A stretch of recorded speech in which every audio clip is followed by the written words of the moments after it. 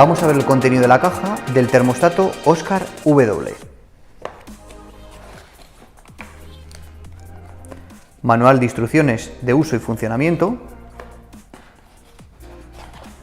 el termostato, tornillos y tacos para anclarlo a la pared y las pilas.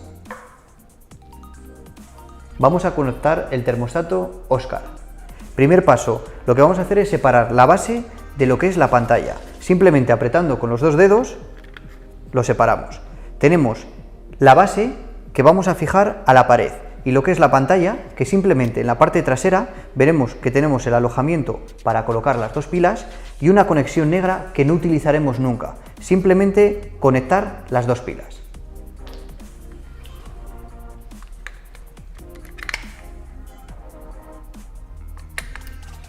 Al conectar las pilas vemos que se nos ilumina la pantalla.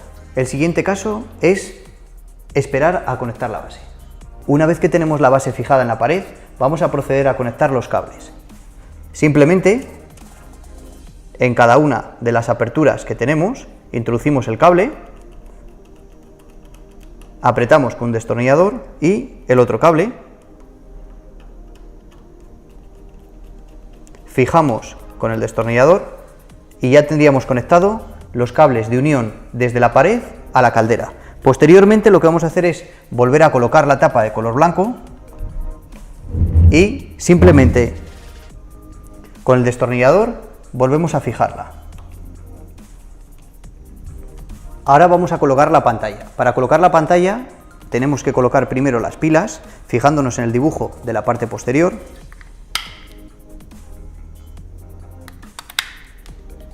Una vez colocada, vemos que la pantalla se nos queda en negro. Entonces debemos de colocar la pantalla sobre la base.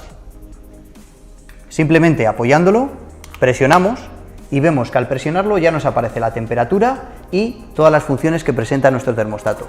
Ya podemos trabajar con él.